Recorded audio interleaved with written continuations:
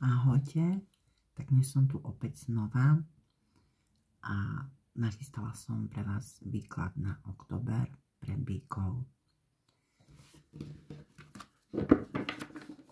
Osobné čítanie sa môžete objednať na e-maili, ktorý mám uvedený pod každým videom. Je to andytarot@gmail.com. Odmenu samozrejme nechám na vás.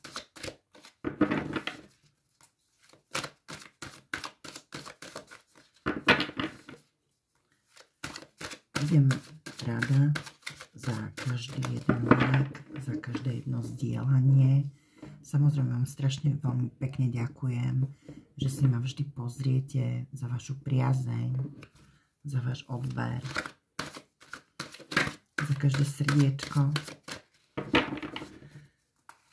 Takže pozrieme sa na prácu, na lásku a na také najbližšie energie, čo vás čaká v tom októbri, milí bici.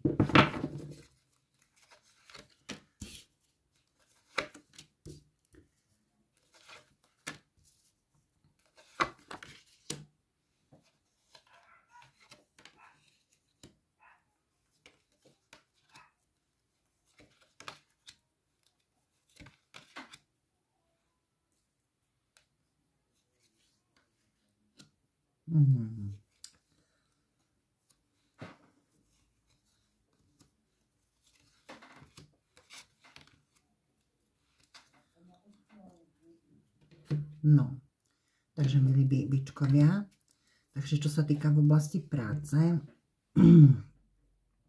čakajú vás tu také nové zmeny, hej. Momentálne je taký najpriaznivejší čas na to, aby ste urobili nejaké rozhodnutie ohľadom nejakej zmeny, samozrejme k lepšiemu. Riadte sa strašne veľa svojou intuíciou, pretože tu máte momentálne na vysokej úrovni. Tá cesta vás, nová cesta vás dovedie naozaj k takému naplneniu, k takému šťastiu, otvoreniu novým možnostiam. Čo sa týka vzťahu, vo vzťahu tu máte rozmýšľanie, tí, ktorí ste zadaní, tak rozmýšľate, či zostať v tom vzťahu alebo nie. Ste takí sklamaní, pretože ten vzťah ako keby vám neprinášal to, po čom taká tá vaša duša priahne. Vystriha vás tu karta, aby ste si dávali pozor, aby ste veľmi zvážili všetky také pre a proti. Predtým, ako sa rozhodnete. Ale vy ste tu panovník a panovník to je človek, či už muž alebo žena, rozhodný, ktorý sa rozhoduje hlavne hlavičkou, hej. Ja si na tú lásku ešte samozrejme doložím.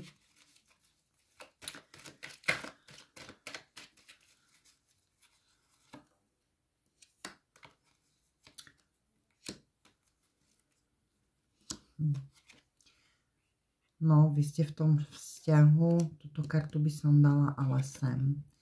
Veľmi, veľmi nešťastný. Veľmi nešťastný. Nie samozrejme všetci, pretože rezonovať to s každým nebude, ale čo sa týka toho starého vzťahu, nebojte sa vykročiť ďalej.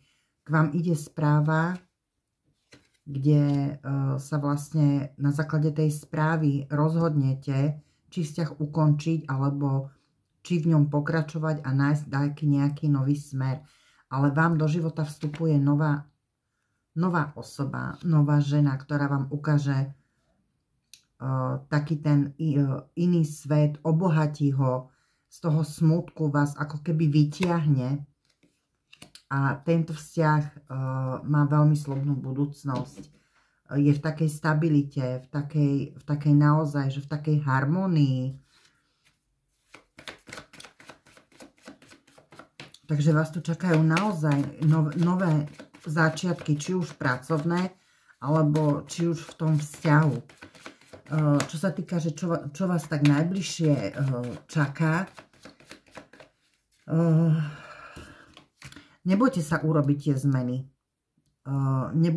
Nebuďte taký, ani by som nepovedala, že pohodlný, ale netreba sa báť zmien. Nie všetko, čo sa končí, tak prináša niečo prázdne. Samozrejme, vždy niečo.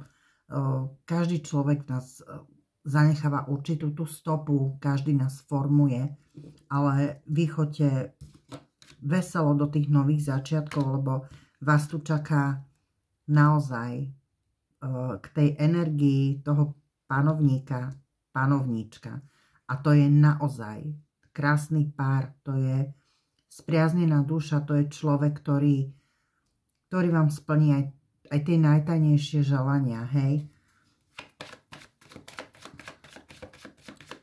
Takže ja tu vidím naozaj, že samé zmeny.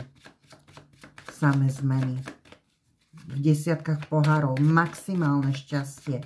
Len fakt nezostávajte zaseknutí tam, kde vaša duša nechce byť.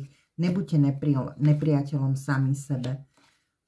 Vytvorte si tú ten svoj nový život, novú stabilitu.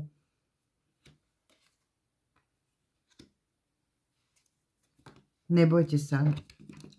A toto vám je osudom dané, takže tomuto sa ani nejako moc nevyhnete.